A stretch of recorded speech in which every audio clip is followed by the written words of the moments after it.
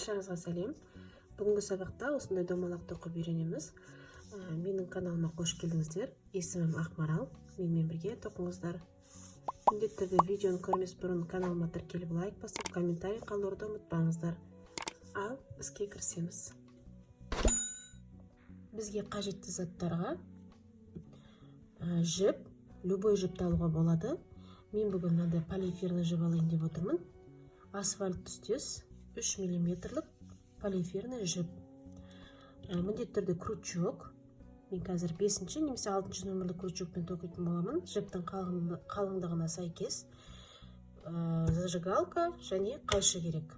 Осы құрылғыларымыз дайын болса, онда біз дөңгелекті тоқуға кірісейік. Ең бірінші біз мына хвостигін күйдіріп аламыз, мына жіптің соңын.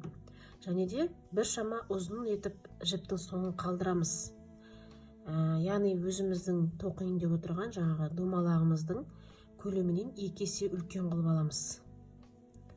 Мен енді приблизительно осындай қылып алам. Сосын мына жіпті былай ұстаймыз да, бір жағын соңы, мынау менде жұмыс жібі, мына жағы соңы жіптің. Енді осы жерден кольцо амигуруми дейді, немесе воздушный кольцо дейді, жаңа волшебный кольцо деп аталады. Осылай колечко жасап аламыз. Осылай мына түбін ұстап тұрамыз да. Енді осы колечканың ішінен столбик без накида алатын боламыз. Мінекей. Мына колечканы ұстап тұрмын. Мына жіп астынан кетіп жатыр. Мына жіптің соңы үстің жағынан өтіп жатыр, Осылай ұстап тұрамын. Сосын мына крючогымды осы тесіктің ішіне кіргізіп, мына жіпті тартамын былай. Осы жерден бір столбик без накида тоқылды.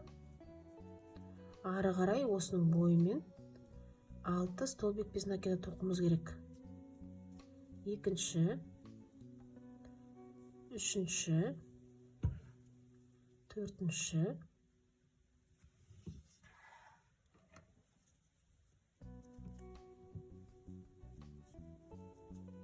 бесінші және 6-шы столбик без накида тоқылды. Бастапқы бірінші қатар. Енді осы жерде мына жіптің соңын тартамыз. Мына жіптің соңы міне. Жіптің соңын тартқан кезде мына біздің круг болып, қазір кішкентай круг болып жиналып қалады. Тоқымамыз. Қатты қылып тартыңыздар, себебі арасында тесік қалмау керек. Енді былай істейміз. Жаңағына соңғы тоқылғанымызды әзірше босатып тұрамыз былай. Мына екі тұрған петляны мына жіптің соңымен тоқимыз. Жіптің соңымен. Тоқимыз да жіптің соңын шығарып тастаймыз былай. Былай. Енді мына тұрған бірінші петляға крючокты артқы бетінен кіргізіп, жіптің соңын осылай қарай шығарамыз. Міне, жіптің соңын шығарамыз бұлай.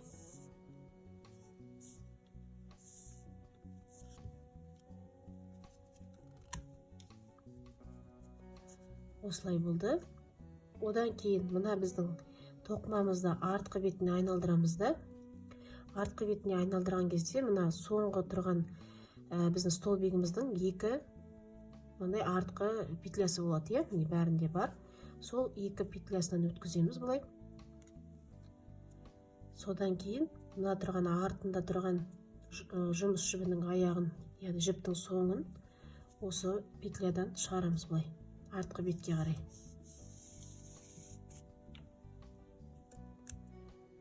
Жақсылап тартамыз. Мына жұмыс жібін тартып қоямыз, себебі артқы жағы бос болады. Біз осылай бірінші рядты тоқыдық. Келесі екінші рядқа өту кезінде әрбір кругта бізде 6 добавка болып отырады, прибавка қосып отырамыз. Яғни бірінші рядта 6 столбик без накида тоқысақ, екінші рядта 12 столбик без накида тоқимыз. Ол үшін мына тұрған әрбір петляға прибавка жасаймыз. яғни бірінші петля тұр. Жіптің соңы мен басы тұрған жерде ол біздің жұмысымыздың басы болады. Мына кругтың келесі кругтың басы болады. Жіптің мына петлядан бір столбик без накида және екінші столбик без накида.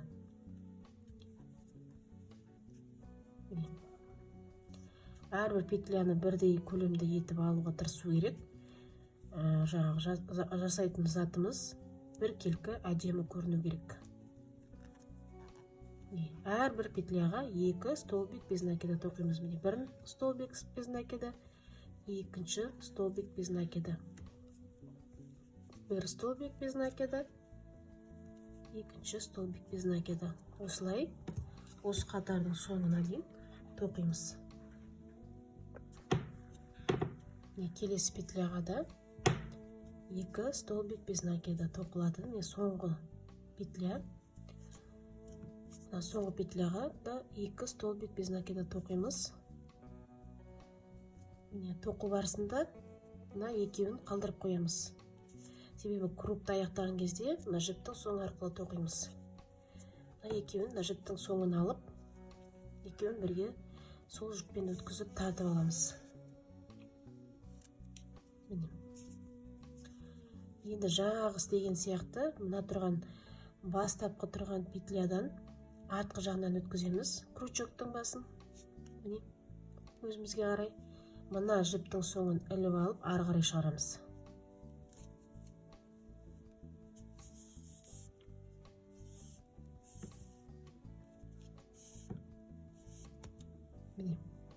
Енді мына біздің тоқымамызды аударамыз да, аударған кезде мына соңғы тұрған петляның артқы бөлігінде 2 жіп бар.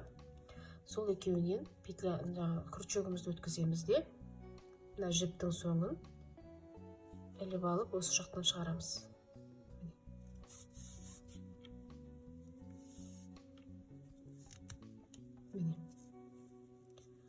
Енді бұйымымызды аударамыз. Бізде идеальный круг шығып келе жатыр. Мына жіптің соңын және біздің жұмыс жібімізді жақсылап тартып қоямыз. Себебі ең соңғы тұрған петля кішкене үлкендеу болып кетеді, бос болғандықтан. Келесі қатарда всегда бізде бірінші тұрған петляға бір петля ілінеді де, бір столбик. Екінші тұрған столбикке прибавка жасаймыз. Енді бұл қатарда бізде тағы 6 прибавка болғандықтан 18 столбик без накида тоқылу керек. Яғни, бірінші всегда біреу болады. Біріншіден кейін сразу прибавка жасаймыз. 2 столбик без накида. Осыдан кейін әрбіреуіне жеке-жеке бір-бірден 2 столбик без накида тоқимыз да, осыдан кейінгі столбикке прибавка жасаймыз. Яғни, бір петляға 2 столбик без накида тоқылады. Екеуіне жеке-жеке бір-бір прибавкасыз столбик без накида тоқылады. Одан кейінгісіне прибавка жасаймыз. Бір петляға 2 столбик без накида. Осылай осы қатардың соңына дейін қайталаймыз да, ең соңғы біздегі петля столбик без накидамен аяқталу керек. Себебі бізде мына жасап отырған дүниемізде 2 столбик без накида жеке-жеке тоқылады, келесі прибавка. Мына жерде біз бастапқысында біреу тоқып кеттік. Енді оның қасындағысы соңында келіп тұр. Соңында тағы да былай жасаймыз. 2 петляны алып аламыз да, оны жіптің соңымен тоқимыз. Жіптің соңын шығарып тастаймыз былай.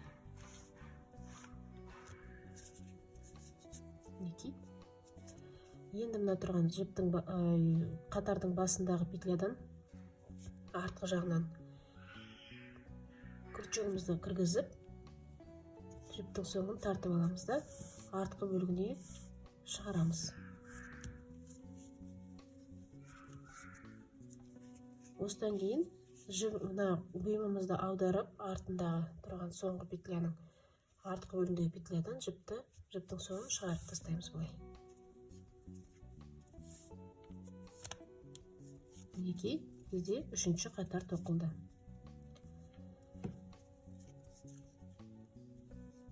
Жұмыс жіпті алып, тағы да бірінші тұрған петляға жалғыз столбик без накида тоқылады.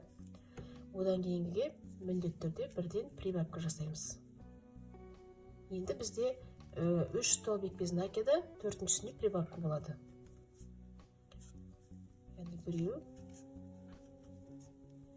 екеу, үшеу. Бұл қатарда енді бізде 24 петля болады.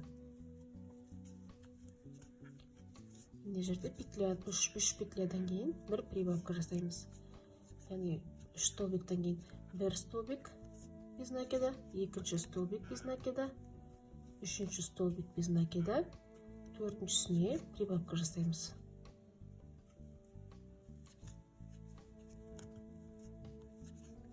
Бір столбик, екі столбик, үшінші столбик, және төртіншісіне прибавка жасаймыз. Енді мына қатардың соңында менде екі столбик тоқылады. Себебі мына бірінші тұрған столбикпен 3 столбик без накида болады. Осылай әрбір қатарды өзімізге керекті мөлшерде тоқып шығамыз. Кругты тоқуды жақсылап үйреніп алайық, себебі келесі сабақта сумка тоқу түрін көрсететін боламыз сіздерге. Мини шоппер сумкасын тоқимыз. Болмаса басқа дүниені де тоқып шығаруға болады. Дөңгелекті идеальный домалақ қылып тоқып үйренейік. Келесі қатарда тағы да 6 прибавка болады. 4 столбик без накида, 1 прибавка. Әр қатарда көбейіп отырады. Одан кейінгі қатарда 5 столбик без накида, 1 прибавка. Мен қазір 8-ші рядқа дейін тоқитын боламын.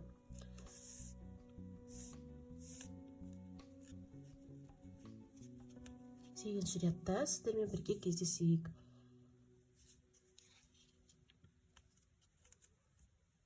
Мінекей өте оңай, қиындығы жоқ. Бір тоқып үйреніп алсаңыздар, қиын емес. Идеальный круг болды. Сегізінші рядта кездескенше. Мінекей мен 8 қатар тоқып қойдым. Яғни 8-ші рядта менде 7 столбик без накида және 8-шісіне бір прибавка жасалады. Бұнда да жаңағы аяғын әр қатардың солай аяқтаймыз. Мен тағы да бірнеше қатар тоқитын шығармын. Себебі 8 ряд менің жасайтын дүнием үшін аз болып тұрмаған. Өздеріңіздің қажетті мөлшеріңізге қарай тоқуға болады. Және мен бұны шнурмен тоқып жатқандықтан бұл кішкене былай ирелеңдеп жаңағы формасын ұстамауы мүмкін. Оның формасын міндетті түрде утюгпен, сулы марлемен үтіктеп формасын келтіріп аламыз. Барлық жағдайда жаңағы жіптің соңын міндетті түрде былай етіп шығарып, идеальный круг жасаймыз. Міне достар, сіздермен бірге 8 ряд тоқыдым. Қалаған рядпен тоқи аласыздар. Тек қана әрбір рядта 6 прибавка болу керек. Соны ұмытпау керек. Яғни, мысалы менде соңғысында 8-ші рядта 7 столбик без накида, 8-шісіне прибавка. Келесі рядта, мысалы 9-ші рядта 8 столбик без накида және 9-ші петляға прибавка жасалады. Солай қайталана береді. Тек ең басындағы бірінші петля жалғыз болады. Бірінші столбик, бір столбик тоқып аласыздар да, екінші столбикке міндетті түрде прибавка жасалады, кейінгі жағынан бастап саналады. Яғни кейінгі столбиктерден бастап санайсыздар. Осы менің каналыма тіркеліп лайк басуды ұмытпаңыздар. Міндетті түрде келесі сабақты күтіңіздер. Келесі сабақта сумка тоқудың сабағы болады. Осы табан немесе донышканы пайдалану арқылы сумка тоқитын боламын. Каналымнан алшақтамаңыздар. Колокольчик белгісін басып қойыңыздар. Сау болыңыздар.